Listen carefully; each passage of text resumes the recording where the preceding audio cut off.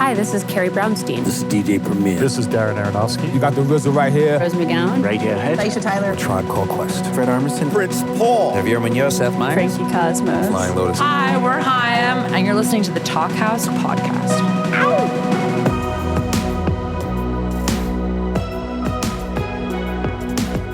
Hello and welcome to the Talkhouse Podcast. We've had legends on the show before, but perhaps none quite as legendary as Pete Townshend, who's in conversation on today's episode with a younger band he recently worked with, The Wild Things.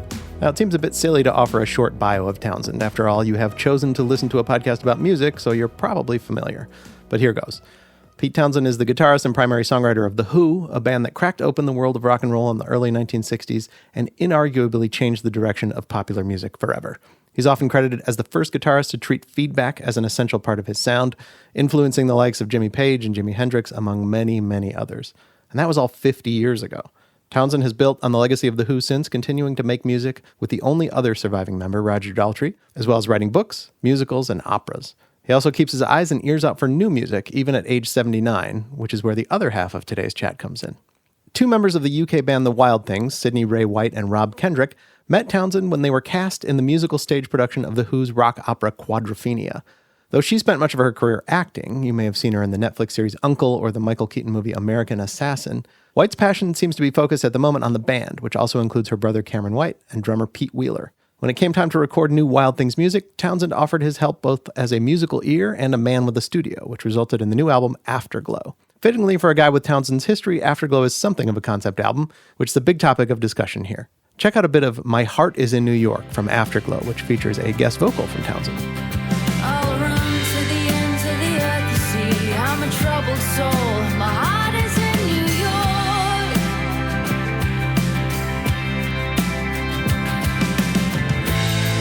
My heart is in New York. My heart is in New York. Now, Townshend and the Wild Things talk about telling stories through your music, about concept albums, about working together to make Afterglow, about trying to connect with people in an overwhelming media world, and much, much more in today's episode. Enjoy.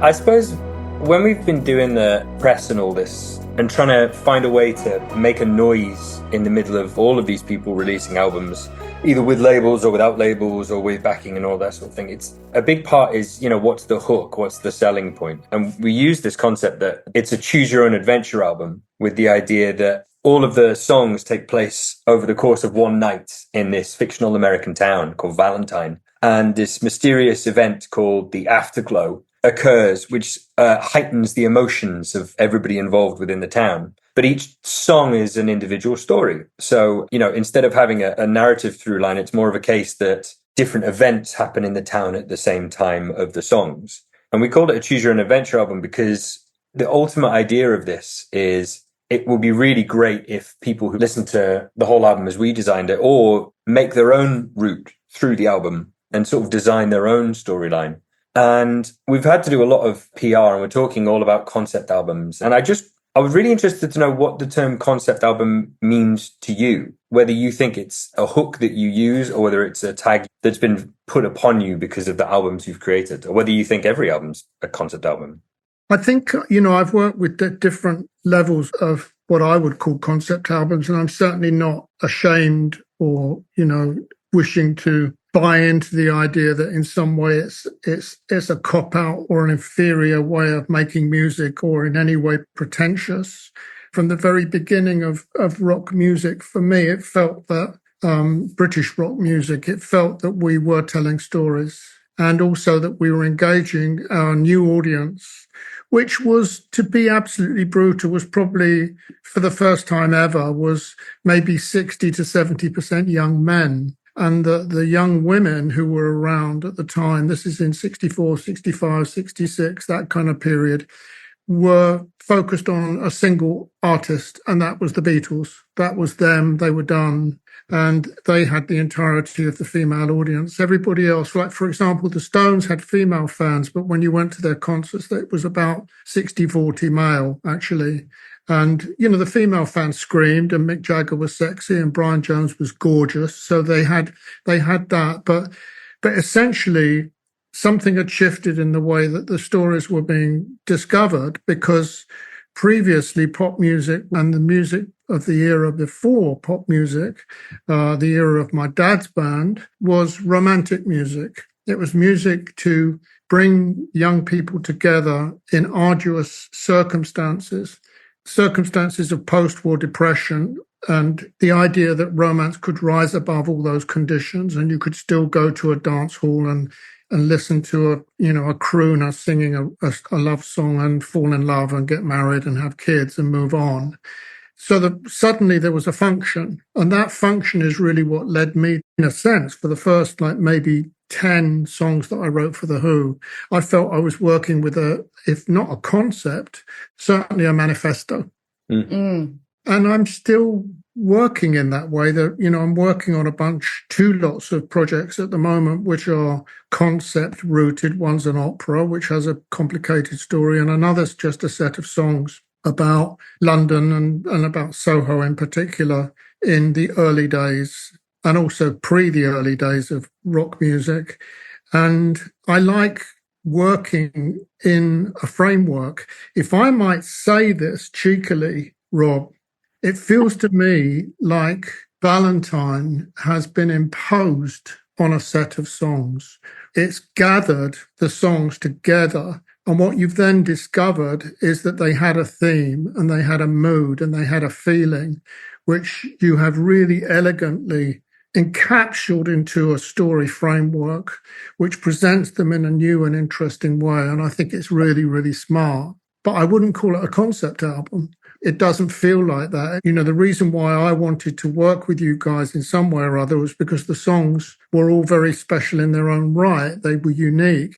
Working with the band, I didn't get a sense of there being an overall story, but listening to the finished stuff, suddenly getting a sense that there's something here and I don't know what it is. And then I think with Valentine and Afterglow, you kind of explain it, and then I think it then makes sense.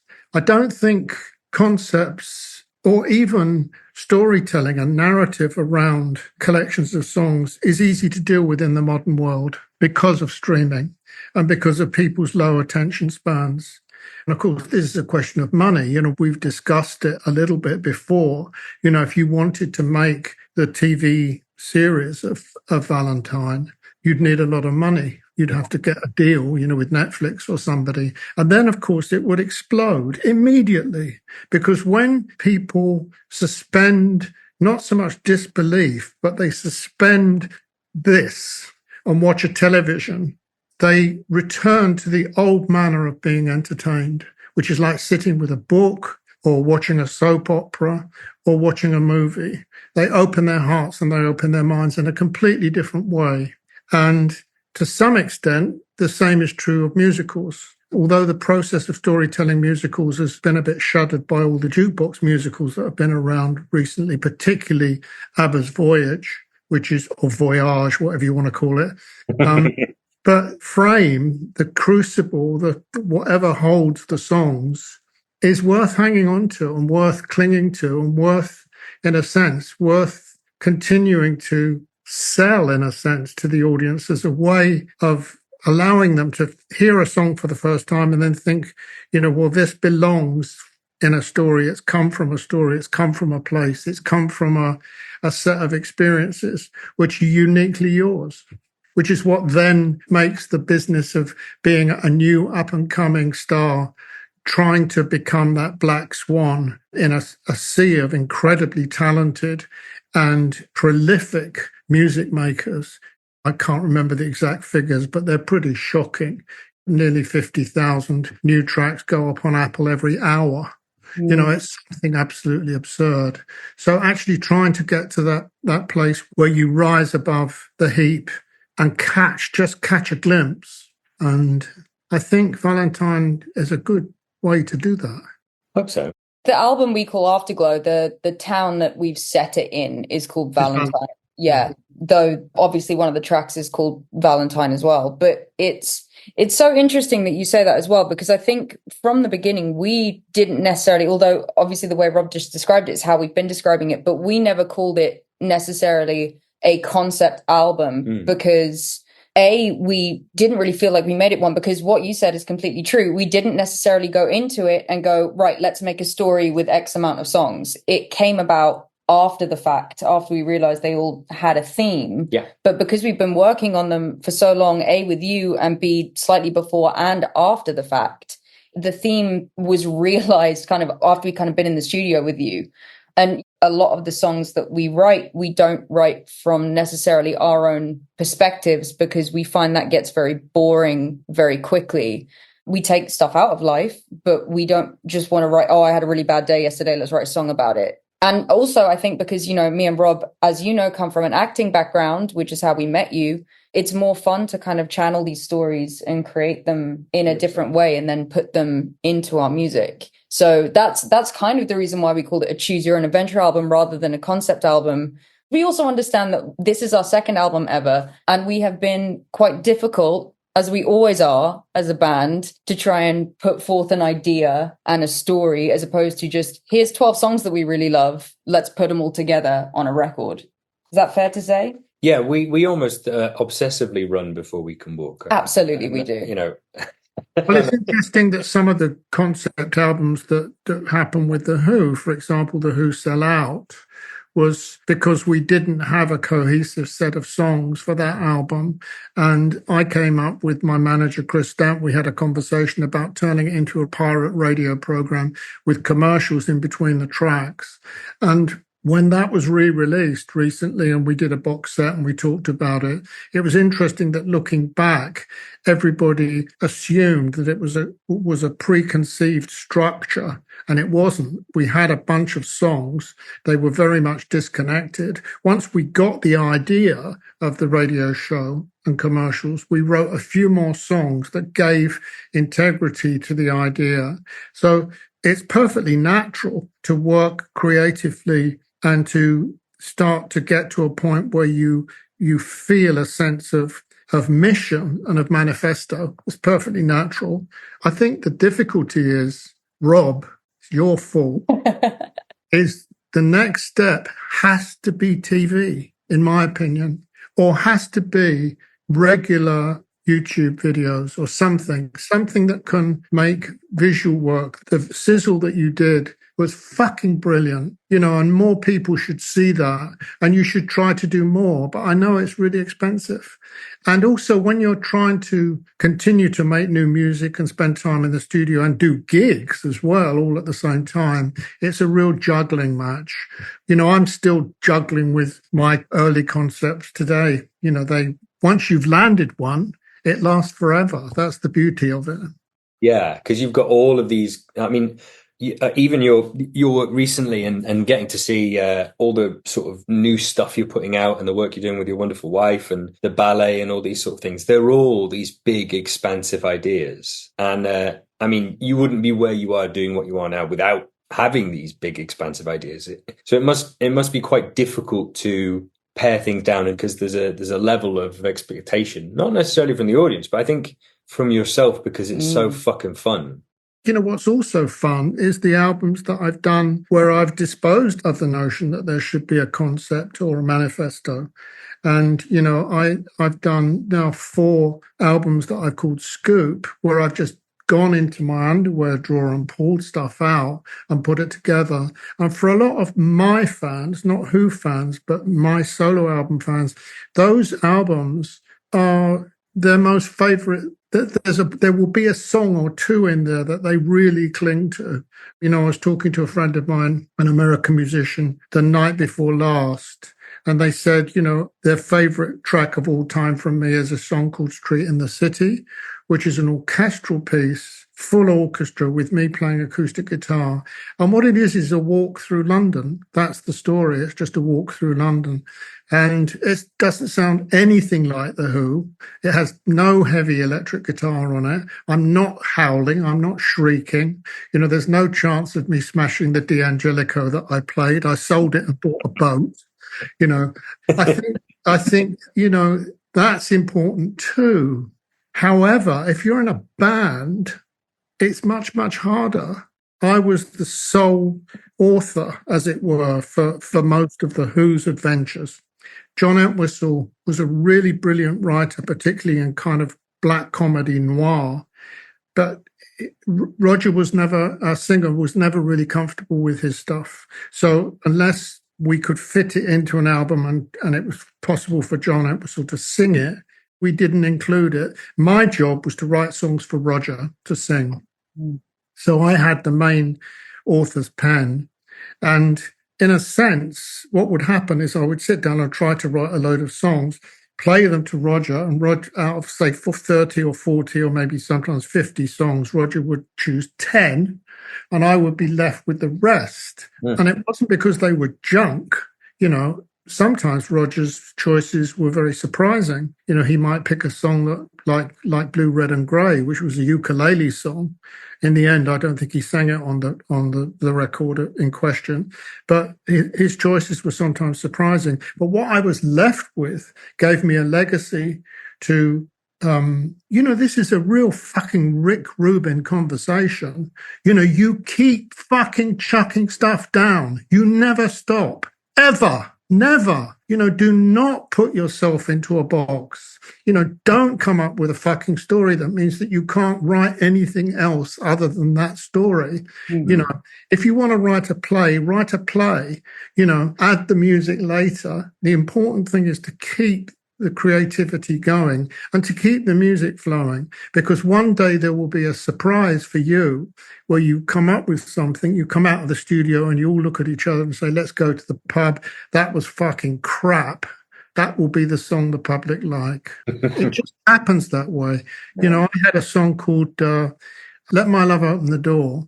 It was a toss-away song on my first solo album, Empty Glass. And I just wrote it for fun.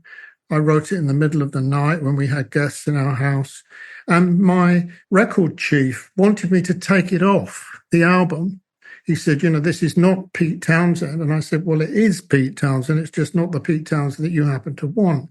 Anyway, we kept it on the album. It was the hit track. And when I did the follow-up album, he said, where's the Let My Love Open the Door track? I love that song. So, you know, there's that sense that sometimes you can surprise yourself, but also surprise yourself because you come at the audience from, you know, a different direction and from your own direction. And sometimes the only way that you can do that is by keeping writing and keeping chucking ideas down. I'm not suggesting that you have to keep writing dozens and dozens of concepts, but I've done that. I've written literally hundreds. Yeah. And each one would make a great vehicle for songwriting. But I think what's most important is that you do both. You know, you're creative at every possible level that you can be creative at. And I think creative also in studio techniques is really important. You know, Cam and I have discussed this a couple of times about how, you know, sometimes you want to just take some old piece of junk into the studio and see what happens. You know, that those techniques are really important as well. And I think if you did go into the studio and Rick Rubin sat down and crossed his legs, what do you think he would ask you to do? I've never met the guy, so I don't really... He'd probably say, take it all away. He's turned it into a bit of a guru, hasn't he, in a sense? He's worked with so many fantastic people. But my job when I was working with you was very simple. The songs were there. I didn't have any sense of there being a story to tie them together. The songs were there and we just dealt with the songs as individual songs and just tried to make them as good as they could possibly be. Yeah.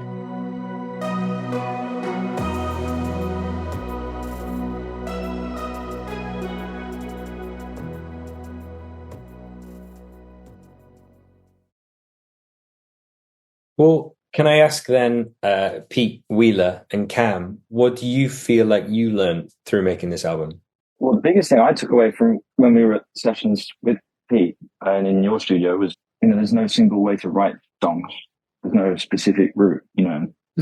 And that kind of dictated the rest of the album because, you know, some songs were written just an acoustic guitar, try and bang out the arrangement and go and demo it. Whereas the song that we did called Two Heartbeats, I only really had this kind of droning organ and piano idea. And then Pete, you sort of, I really went down a hole and it was kind of a thing. And you kind of went, no, there's, you know, let's write it as we go. which is something I personally hadn't done at that point. And as I said, there's just no single way to write music. And there's other songs on the record that were just, I wrote it as we demoed it. And it was very eye-opening. I think there's a difficulty, isn't there, with recording at the modern standard, which is, extreme overproduction and presentation and control in the Pro Tools box, that suggests that the demo finished recording system is in some way at fault. I think it's only at fault if you don't allow yourself to take the demo and translate it and evolve it into the finished thing, because when you make a demo, there's so much there that's fresh and delightful and discovered. What do they call it? They call it found. When you make a piece of art, with that guy that made the first art brute, taking a urinal and putting it in an art gallery, it's called found art. You find ideas, you cut things out, you make collages, and you can do that with music too. Mm. Yeah, I agree. And Pete, you're a drummer, so what do you think? Okay, that's fine. No, I love working on My Heart Is a Book with you, because what we brought into the studio was a completely different song from what we left with. It was originally kind of like an upbeat shuffle, and I mean, the song you've sung on it. But yeah, just being like completely about facing with the song due to just getting out the way of the song and letting the song do the work. Cool. Thank you. Good. Yeah, it was fun knowing that if everything went wrong, in a sense, Pete, that you still had what you came in with. Do you know what I mean? You don't lose anything by experimenting. Absolutely. I think it was also, for me anyway, it was the first time we have our own studio. So we're in there all the time, doing work all the time, writing songs all the time. And it's great. But to be in a space that isn't yours and makes you a little bit uncomfortable that first time because you're not used to it is great. But B, also knowing, as you just said, that even if everything is screwed up at the end, it doesn't matter because you can go back to what you have. But I think I can speak for all of us when I say it. I felt like I'd gone through like a coming of age experience all over again just in those first 5 days with you as a singer and a songwriter. I don't want to call it a boot camp, but I think we all came out of it a little bit punch drunk in the way that oh, that's how it can be, as opposed to what we were used to. And that paved the way for the rest of the record, because as you said, we only came in, I think, with 4 or 5 songs. And then the rest of the album, I don't want to say it wrote itself, especially because, again, thematically, it was still coming together, but it most certainly paved that way for us to write it. And it did come kind of quickly. And even though we've sat on it for 2 years, maybe longer, it feels like it's always been out, which is the weirdest thing. I think I know it came out last week, but we've all gone no, it's always been out. That people have always known about this. It's like we've grown as a band with it. Yeah, with thanks to you, obviously, because I don't think we would be the band we are today without you.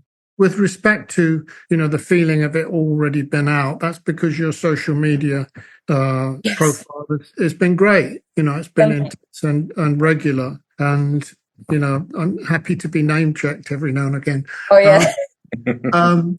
I think that for me, the interesting thing was because I was working at the same time with 2 other artists as a producer, and they were folk artists. So their approach was funnily enough not dissimilar. They came in with songs, and in some cases that it wasn't possible to do much to change them.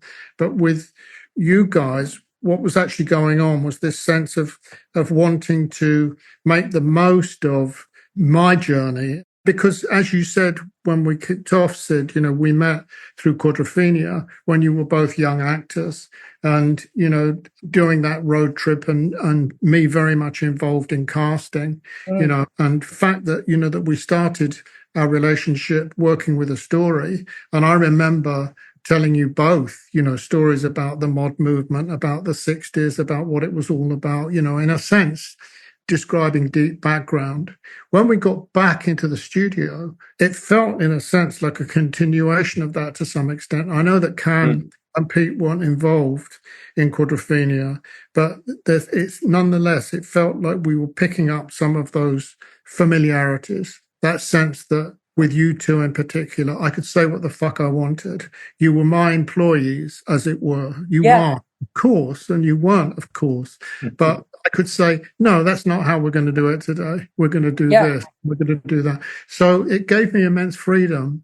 I love that. It's definitely what we wanted because, again, up until that point, we loved being in a band and we were taking it obviously very seriously and our songwriting very seriously, but we basically just kind of done the London club scene. We were having fun. We were drinking too much after the shows. And it was at this point that we wanted to, I don't want to call it settle down because that sounds, like get married and have kids. But it was very much a point in our careers where it turned and changed and the songwriting turned around for sure. And of course, it was just kind of remarkable being in the same room with you again after Quadrophenia, but this time on a much more personal scale. We were bringing you our project for the first time and taking your advice and running with it, and for the better as well. The songs that we came out with were incredible in comparison, in my opinion, to what they were. Those sessions were also the first time we worked with an external producer. Yeah, I was aware of that to some extent, but I didn't feel that I was producing in the way that an old school producer would work, which is, to go into a commercial studio, have a budget with a deadline. That's a different kind of discipline and a different kind of responsibility for a producer. And I had no responsibility. I wasn't charging you for the studio. I was providing you with accommodation, as well. We were doing it for fun. Yeah. For love. And that's how it felt. And it just felt, if this works out, that'll be great, but we're friends. We go back, we will go forward. So in a sense, there's that feeling that a real producer has this incredible responsibility. I mean, Andrew Watt, who's a friend of mine, who's worked with, everybody from Ozzy Osbourne to the Stones, and managed to get sort of hits for all of them. His character changes. When he walks into a studio, he's a really sweet guy. But when he goes into a studio, he becomes a bully in a sense. The way that he managed to get Keith Richards to come up with some riffs was to send the rest of the Stones out of the studio and to say, we're going to sit here until you write some riffs. And if you don't write them, I'm going to write them. So what he actually did is he sat in front of Keith and did many, many versions of da da da da da da da da da da da da da until in the end he did 40 or 50. Until in the end Keith Richards wakes up and does one of his own. And there it is, magic, because the way he does it is not the way that anybody else does it. But it sounds to me, hearing that story, that, I heard from a Stones insider that it sounded like bullying. Yeah. The idea of trying to bully somebody like Keith Richards, fuck. Not the man I would choose to bully. But anyway, it's a different process. I can't see any reason why you guys shouldn't work with a frontline producer. It would be an interesting process for you. I think it would be, Pete would be pleased because you would spend 5 days getting a drum sound. Get out of his head, Pete. Yeah, when we did the last Who album, the producer spent 5 days getting a drum sound with Zach Starkey before I announced that Zach wasn't going to play on the record. He didn't play on the record. Wow. He played on a couple of things. You just let him, you were like, oh, you can have this. Have some fun. Go set out the drums. Have some fun before we... They were American. I didn't know what language they were speaking. We were at British Grove, and there's a lot of fabulous equipment in there. And I think they just wanted to try everything out. You were the one that said to me, the thing about Sid is she can do fucking anything. Do you remember telling me that? Yeah. Yeah. And I think that when we were casting for Quadrophenia, I had an argument with Tom Critchley. I knew straight away from the very, very first audition, which was a 10-second audition, that Sid was a superstar.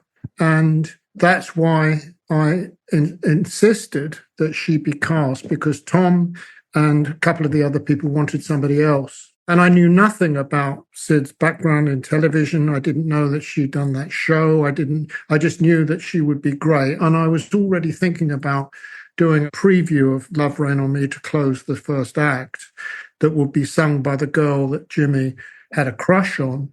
And so I think one of the things about Wild Things is that it's Sid who is the focus, in a sense. This is a Blondie mechanism. And, she's the front man of the band. And, when my wife, Rachel, saw you for the first time, which I think was at the Royal Albert Hall, that was after we'd recorded together. Yeah. And so she'd met you and knew you and listened to a few of the songs and asked me a few questions about Sid. And I said, you've really got to see her perform. When Sid performs, when something happens, it's a professionalism in a sense, but it's also and it's something I'm very aware of, because when I perform, I don't know who that guy is. I've got no idea who that guy is. It's not me. I never set out to swing my arm or smash guitars or play flashy guitar solos. I don't recognize who that is. And I still perform really, really well, even though I don't really like performing really, really well. I can't speak for Sid in this. But, I think, Rob, you're right. I think Sid could do anything. And I think if there would be a slight shift in the way that you present yourself to record companies and to the public in general, it might be that you start to think in a sense of, and this is, of course, up to Sid whether she wants to carry that weight. I know that, Sid is capable of doing anything. But what I also know from working with the band is you are all really, really, really professional, competent, skilled, growing and evolving musicians and creatives. And, there's still time, in a sense, to take a swerve and to maybe move into an era where you actually refocus. And that would be my advice. I know I'm not here to offer advice, but it's what I would suggest. Because it feels to me like something that you haven't tried. I think when I first came across the Wild Things, you two were already an item. I saw you fall in love on the stage. Yeah. You are the reason that we are together and married today and own a dog together and the whole lot. And the reason my suggestion is a rapid divorce. We finally have permission, Rob. That's the only reason Rob is there. Yeah. You can argue over the dog. Where's the dog? We've locked her in the room because she was snoring too loud. Oh, right. I've just had mine in here running through. I've got an Irish Terrier, which is we've got an English Bulldog, so she snores like I know. Yeah, she's so loud. Anyway, I'm only half joking. I think it's just something to think about, because I think, it feels to me to have skipped a beat between the time when I first set eyes on Sid, I think it was 16 or something, and where we are now, where, you have all grown so much as artists. And, if you were to do what Sid started doing, which is to do a Netflix show, there's no doubt that you would explode. Do you know anyone at Netflix, Pete? Nope. Shit. Well, I tried. No, I think it's very interesting that you say that, because, again, Afterglow's out now and we've done all this work with you, but by no means does that mean that, okay, this is what we are now. I think we as a band evolve and are open to evolving. And also, when we put down Afterglow, I mean, not that I want to get too deep into the weeds here, but I was not in a very confident place in myself, certainly not as a performer. I mean, just before, obviously during Quadrophenia, it was different, but because it had been so long and I wasn't feeling great about myself, I've told the boys this story. Before we played with you at the Royal Albert Hall, I was sat outside our flat on one of the benches outside, thinking about packing a bag and running away. I was absolutely terrified of the idea of getting on that stage for no reason. I think, lockdown had happened. We hadn't been playing anything, yada, yada. We had these new songs. We knew nobody was going to know them. And it's reached a point now in our careers where certainly I feel a lot better about myself as an individual and as a performer. I love this band. I love what we do. And I ultimately, sorry, boys, I love being the front person, which has changed from even 3 years ago. It's amazing. When we did Quadrophenia, I thought I was such an adult. I was like, I'm so grown up. I'm so adult and I know everything. And it's only taken me until sort of the last couple of years to go like, oh, I still don't know much. I'm still learning and evolving and growing. But the one thing I do know is how to fucking perform. Excuse my French. The performances that I've seen, and when you supported us on the road in America for a few shows, you were really valiantly holding up. But the band were great. That's the thing. The band, but the interesting thing about Blondie is that she never ever thought of herself as a front woman. Really? She was in a band. It was and partly because she was in a band with her old man. Mm-hmm. And I don't know to what extent they wrote. I remember when the first couple of albums were produced by Mike Chapman, who fiddled a lot, and some of the songs were his. So there was that sense of them being a product. It was a very simple black and white kind of image. And I think your image that you present would have to be modified to some extent to change the dynamic of what's presented. But there's no doubt about it when you're performing on stage. The only time there's a doubt about it is when you're presenting yourself in social media, where it's, we're gigging. It's going to be fun. We're going to be great. It's kind of, rather than the sense of this is an artistic product and it's led by this person that you can get a grip of, you can get a handle on. Yeah, I agree. I mean, we all know how social media is the worst. You have to change it every 5 minutes to try and navigate it anyway. And I'm not like Instagram and TikTok. If you're listening to me, I'm sorry, but I hate you. And I hate that that's such a big part of what this band is. And, for us to have to be black and white as we are about Afterglow and all we want to do is play. I know I'm just complaining now and there's no point in doing that really, because we are in a blessed situation and we've had a ridiculously lucky time again with working with you and having the songs that we have and the people that we have behind us. But social media is I feel a very big disconnect to it, because I often feel like we're not presenting who we are at all on it. Does that matter? What I know as my experience today with Roger and I presenting ourselves as The Who, when there are two members of the original band who are dead and gone, and that we're dealing with memories, with nuances, with nostalgia, and at the same time, the idea that that there's an investment that the public have in the fact that Roger and I notoriously hate each other when we don't. Do we feed that or do we not feed it? And how is it expressed on the stage, and how is it expressed in interviews? The fact is we're very, very different. He's quite right wing and I'm quite left wing. That's the good place to start with, doing separate interviews about whether or not, Nigel Farage is a good bloke or not. It's in a sense, we're solid together. Just you guys are solid together. It's just who is the one who is the first arrowhead, to reach the public. At the moment, while things online are like an onslaught, if you can persuade people on Instagram and TikTok to come to your gigs, then once you've got them coming to your gigs, you've won them over. But bearing in mind that, that Tommy was, sadly, it closed, it had played for 16 weeks to 160,000 people. That group of people, having seen the show, you would hope would be the engine for another 160,000 people to see the show. But word of mouth doesn't work like that. Word of mouth sometimes is by people who want to take you and keep you as their own. Yeah. If it's a discovery. So sometimes, when you do gigs, you do touch new people, but they don't necessarily go away and talk about it to other people. They sometimes will say to somebody, I saw a really great band yesterday, and somebody said, well, who are they? Oh, they wouldn't interest you. That preciousness that goes on. So in a sense, you have to do a lot of gigs to get to a point where you can even touch on the charts to get the necessary 4 or 5 or 6 or 10,000 streams in order to make a mark on the chart. You have to touch a lot of people. So you have to find some way to get that mechanism that happens on the stage where you're clearly a great band, but with an exceptionally attractive, sparky, and novel front person. And how do you do that online? If online matters. you know, if you're going to spend any time at all online. Yeah, that's so interesting. We're both thinking now. We're both kind of like, Yeah.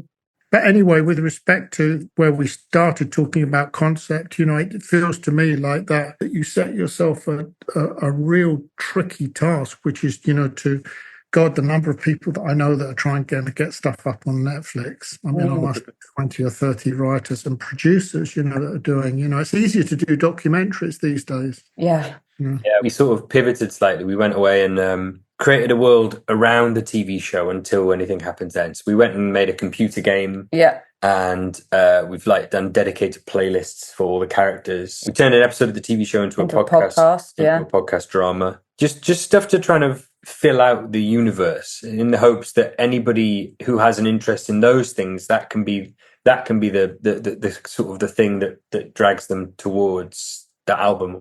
Good stuff. Yeah, also, as you were saying, you know, keeps us creative, keeps us doing stuff slightly outside of our comfort zone. And I mean, you did not think you were going to be going into 2024 creating a video game, did you? Nope. So there you go. That's another string to the bow.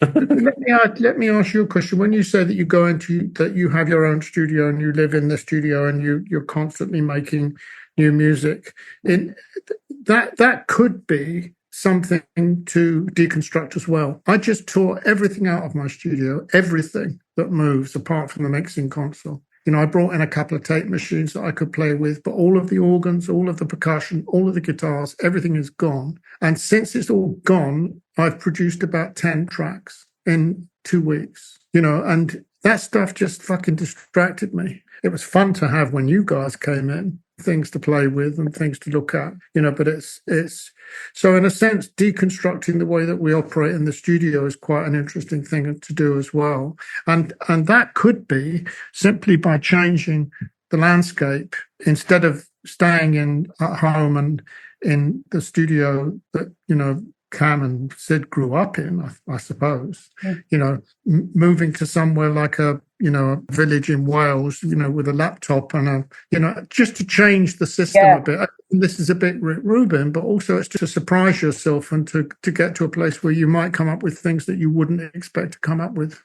Yeah, that's because when you say your answer to the fact of, you know, we create every day is that we have a studio and we're in there all the time, I wonder, well, what's wrong? What's going wrong then? Why isn't there a sort of a magic new bunch of material that has, in a sense, got you to the point of saying we're finished with that last lot? It hasn't worked, so we're moving on. Do you know what I mean? Absolutely. We've been writing, you know, as I said to you, we've been creating, but our mind has been so focused on the record that we were sitting on. There was never a point where we were like, we need 12 more of those, or it was never sort of a focal point as to what we were writing towards. We're just writing. And, you know, we sort of go all over the world, whether it be for shows or for work or whatever it is. And we always write when we're there as well. And often I would say, you know, we write better things a lot of the time, or the ideas start away from the studio.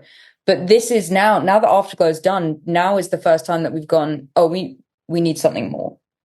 I wasn't suggesting that you turn your back on, you know, what is a really, really great idea. I just think that, you know, in a sense, if I were you now, I mean, because I get this, you know, with the age of anxiety, I started it 17 years ago. And I know that when I finish it, it's an opera. You know, what am I going to do with it? Take it into David Joseph at Universal to say, I've written an opera. And he'll say, yeah, that's it. Many people write operas. You know, it's actually because what's needed now is to take it on the road as an opera with a 100-piece orchestra. It's just not going to happen, you know, and I've been working on that. So I think in a sense, you know, the thing with Afterglow, the idea that, you know, what you're actually doing is you're spending time with something that needs that second phase, that TV series phase in order for the circle to be completed, where you can then make videos, short clips around each song and elucidate and elaborate and evolve and dress up and be inspired by and create inspiration from each song and each lyric and create new kind of jewels that actually are part of the whole thing. Until you get that that commission to do that, it is floating in the water. I'm not suggesting you should let it sink, but I do think it's not going to sink. It's not going to change in quality. It's not going to change in value, but it might be that you need another hit of some sort in order to refocus on what went before. It might be that just a straightforward single hit record would open people's eyes and then say, hey, these guys have got this project called, Afterglow, which is really amazing. You've got gigs coming up, throw yourself into that and make that something that you hope will be fun to do and joyful to do and reach audiences and reach new people, because that's something that you have to do anyway. You have to do that. You have to work. You have to play. You have to be part of the music scene. You have to be seen to be not believing in yourself, but believing in the process. Yes. And we have in this country, 400 music festivals every year. This is people gathering to listen to music, to be with each other, congregation. These are people that want us to put ourselves on the line. Whether we make money or not doesn't interest them, because they've had to pay fucking 150 quid for a bent ticket, and then been given some dodgy ketamine. It's not up to us to complain to them about the fact that, it's a hard business financially, because we've chosen it. I was watching, while I was making my dinner last night, Rachel wasn't here. I was making a sandwich or something. I was watching a program about railways in the UK. It was set in Glasgow, and they were talking about the docks, the way that the Glasgow docks collapsed back in the 60s. And the dockers got together to run one of the big docks themselves. And this guy was saying, he was saying to him, so you were a real, a union leader, but somebody with great spirit and great vision. And, what caused you to go to this place? And he said, well, I always really wanted to be a rock star. And I just thought, fuck, that's me. That's me. I'm that. Yeah. It's a billion, trillion, 1,000 trillion to one that, I should be in the position that I'm in today. So I think, in a sense, what we want is, it's not like I want part of the pie. I just want my journey to be, and my journey has not been the journey of a rock star. It's been the journey of me as a creative and as a person, as a human being. There have been those rock star moments, which have happened, the first Wembley Stadium gig, Live Aid. There's been those big things, but most of the time you're just moving from just making the tea and trying to write another song, trying to book another studio, that kind of thing, trying to stop having to give money to friends, who are broke. But with the album coming out, and it's a great record, and I'm happy to have played my part in it, I think the main thing to do is to get out there and stand by it. What Rachel always says to me is that we have to stand by our work, our creative work. We have to stand by it first. We can't expect anybody else to stand by it. And if we stand by our work, I think then people will believe that if they invest in what we do, that they have a good chance that we'll stand by that as well, that we'll stick with it. Is this the perfect time to tell everybody that you're joining the Wild Things full time and you will be at every show on the tour, which is exciting? Funny little grey-haired, bald old man on the side of the stage who finds it difficult even to swing his arm now. I think I'd just get in the way. Somebody said to me the other day, Pete, why don't you just get in a van and go around and play at pubs? Take a camera crew with you and, it'd be such fun. And I just think, do they know me? Oh, that's great. Well, you can sell t-shirts. That'll be fine. Sell our shirt. You don't have to be on stage. You just help lift the amps and stuff. I'm not even fucking listening. There it is. No, you're in a good place. You've got a new album coming out. It's great. I'm happy to be involved in it. It's a remarkable piece of work, I think. Your writing is brilliant. I think it's ingenious. I think, you're a really good working band. I've seen you live and you're fucking great live. And I think you're right, Sid. You have grown And I don't know that I saw much of you prior to this latter stage of the tour. And it's alarming to hear that you were in such distress, in a sense, before the Albert Hall. But Keith Moon used to vomit with anxiety as he walked onto the stage. You know, he seemed to be the consummate performer. I walk onto the stage, I don't feel anything. I could happily get into my sleeping bag and sleep through the gig. I was as unexcited as a sloth. But Keith would go so, you know, he used to vomit like a fucking Gilsey Kirkland ballet dancer on too much cocaine. It was probably the cocaine that did it, but so nervous. So nerves are something that, you know, Adele, you know, is just fractured by her nerves, you know, absolutely fractured. I don't know how she managed to get to the point of performing as much as she's done recently, and she seems to have managed to conquer it. But the fact is that, you know, that I remember Rachel taking me aside and saying, you know, she's fucking brilliant. They're really, really good. You know, they've got the triangle. So do that. See what happens. Thank you. We appreciate that. We really do. And I am happy to say that I have not felt that way since the Royal Albert Hall. So, but you do sleep in a sleeping bag. But I do sleep in a sleeping bag on stage. Yeah, that's the new gimmick. It was lovely to see you. Good luck. You too, Pete. We've missed you. Good luck with the gigs. Thank you so much. Yeah, see you on tour. Thanks for listening to the Talkhouse Podcast, and thanks to Pete Townshend and all of the Wild Things for chatting. If you liked what you heard, please follow Talkhouse on your favorite podcasting service and check out all the great stuff at talkhouse.com. This episode was produced by Myron Kaplan, and the Talkhouse theme is composed and performed by The Range. See you next time.